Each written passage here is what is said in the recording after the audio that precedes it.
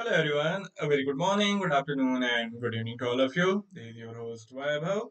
In today's session of Daily Stock, we are going to talk about the quarterly earnings of the Amazon, the giant in the technology space, which keeps delivering goods and services for us to make our lives happier and easier.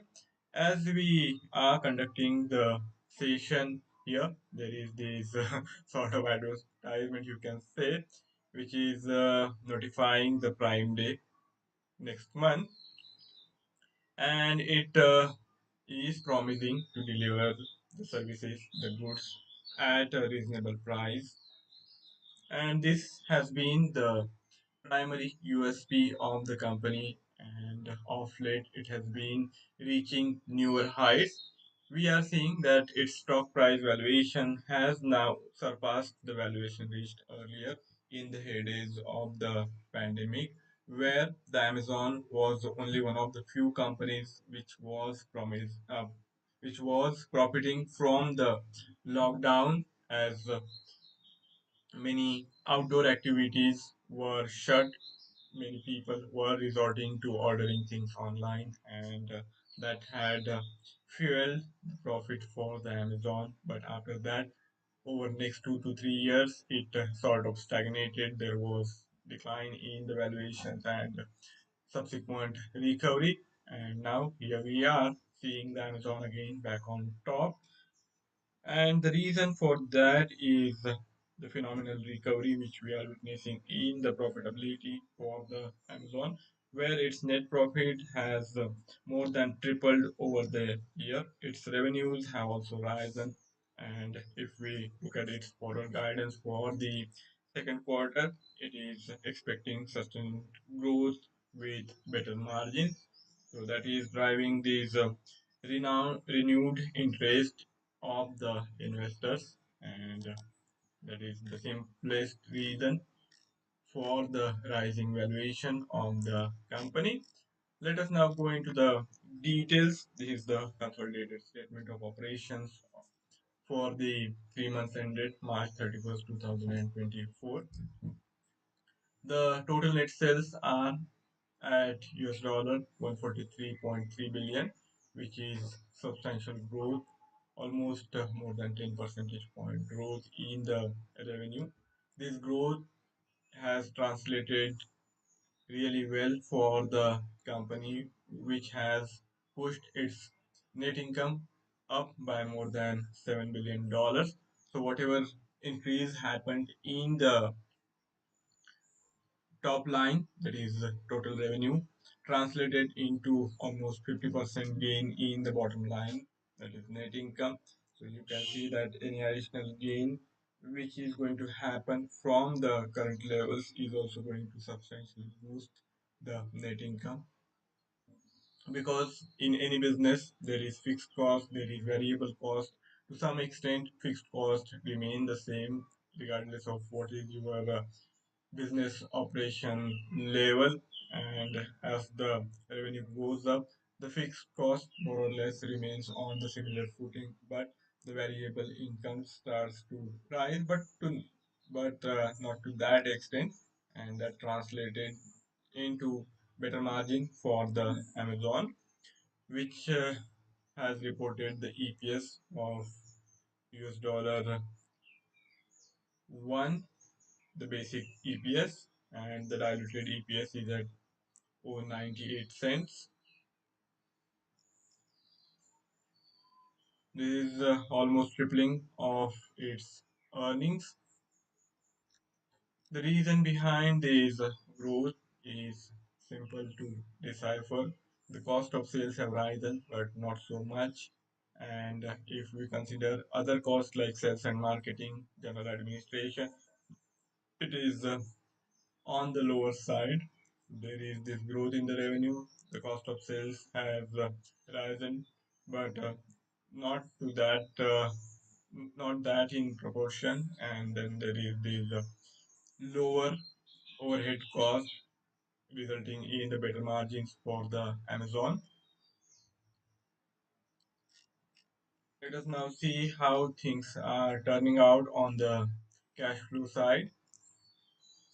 Of the US dollar 10.43 billion net income generated by the Amazon. After adjustment, there was cash inflow, net cash inflow from all the operating activities at US dollar 18.98 billion.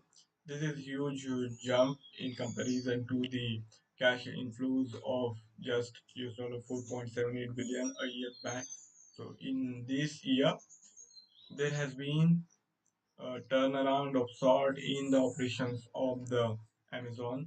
The prior lower profitability is out. There was some difficult quarters for the Amazon, but now all that seems to be behind us, and the investors are cheering for this fact, which has pushed the Amazon to the newer height and taken it above the US dollar 2 trillion valuation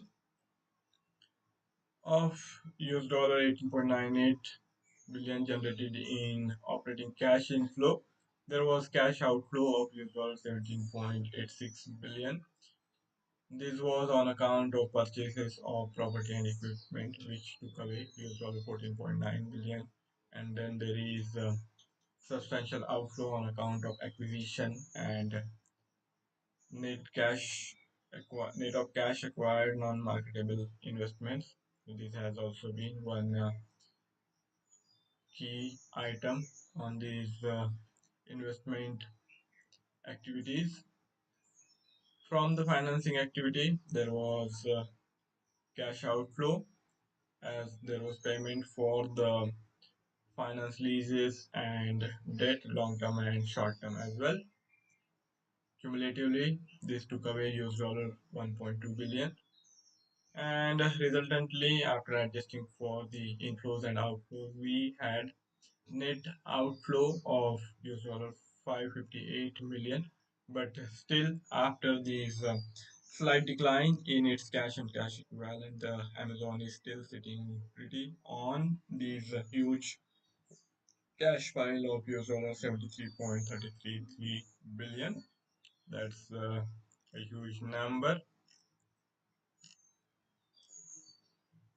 So this is the fundamental side of the business, and I feel there is nothing to worry about on the fundamental side. If you are an investor, whether short term or the long term, the things seem fine as of now. But of course, any newer things can come on horizon at any point in time. So we always have that risk of any unforeseen circumstances overshadowing the current fundamentals. But apart from that, things seems fine, and adopting a buy on dips approach from the long term is the best thing to do at the current circumstances. Now, for determining what are the kind of price levels which we should keep in mind, we are now having this price chart for us by JForex 4, the trading platform from the Dukascopy Bank SA. This is the chart where each candle period is defined at hourly. This we can utilize for figuring out the opportunities to trade in a very short term manner. If your time horizon is of just couple of days, couple of sessions, in that case, I feel that adopting this time frame, this candle period of hourly is going to be sort of ideal. If you consider the price formation over last couple of weeks in this month for the June, the price has reversed from around the price levels of 175 to now trade above 190. This growth of 2 to 3 percentage point happened in the last session only, and at the current price level, it is having the price formation of higher high and higher low. So you can simply adopt a buy on dips approach. And for adopting the buy on dips, I feel using these immediate swing low is going to be the most prudent thing to do for us. That is going to give us the idea for the future price trajectory over next few sessions. As long as it keeps the price formation of higher high and higher low, we can be fairly confident on the continuation of this bull run in the short term. So right now, if you are looking at this chart and want to profit from it, I would say that watch out for the price formation closer to the 185 range. That is where the consolidation happened prior to this move on the higher side, and that is the key price level to watch out for over next few sessions as well. If we don't really see any significant decline on the lower side below this price level, we can be fairly confident that this bull run will continue and we can profit from the buy on dips approach. So in the short term, buy is the only thing I would advise, but stop loss is also going to be needed for any trade we take, because there is always the possibility of things not really turning out the way we anticipate. And in that scenario, we want to be losing the least amount of money possible. On the medium term time frame, where each candle period is defined at daily, we have this continuous bull run since the October. This consolidation happened in the July to October period last year, 2023, and since then there has been this huge rise where the price has rallied from around the price levels of 120, 130 to now see 50% valuation gain in the span of 8 to 9 months. And this is still quite bullish formation. As long as the price formation is of higher highs and higher lows, we have to go with the flow. In the medium term, I feel the opportunity to get involved for new trade has passed. It is now at the very peak, and that is not really the price level on which you should be investing for the newer position, because even if it continues to rise and maybe eventually goes to 200, 210, the risk reward ratio is not going to be that favorable, and that is the only concern. Apart from it, the things are pretty much bullish, but I would still say adopting a buy and dips approach is a better idea to work with. And maybe if there is correction and consolidation closer to the 175, 185 range, that will be a better deal to get involved for the medium term perspective if your outlook is of next few weeks. In the long run, the things are equally, or you can even say more bullish, because it has been a one way ride since its turnaround started in the beginning of 2023. From that level, it has more than doubled in the price valuation and sitting at the very top.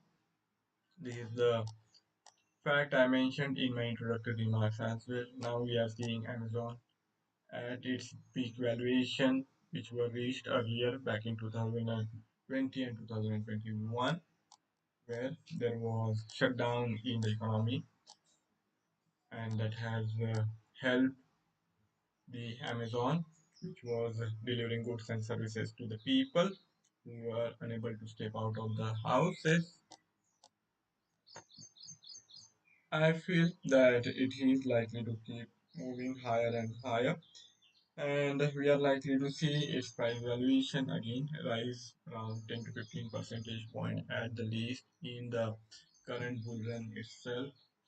Even now, there is this continuous bullishness in the momentum, and that is likely to persist. But whether you want to get involved at the current level or not, that's something which is up to you. But I would say that risk reward ratio is not that favorable, and you would need to be cautious about investing from the long term perspective at the current level.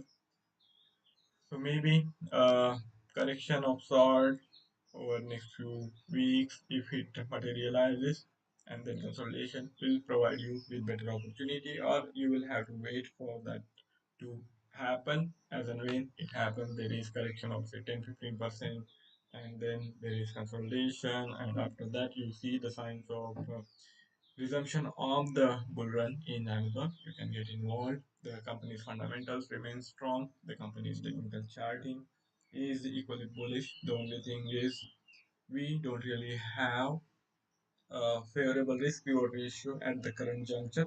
Maybe the timing needs to be a bit better. Apart from that, everything is in place at the current juncture. But still, I would advise patience and maybe better things will come our way if we wait for it. Now it's time for me to sign off for the day. If you have any query or any idea to share, do write to me in the feedback and I will be more than happy to take the discussion forward. Thank you all for joining in. Do subscribe to the channel. You can have equally interesting sessions delivered to you straight into your inbox. See you next time around. Thank you all for joining in. Goodbye.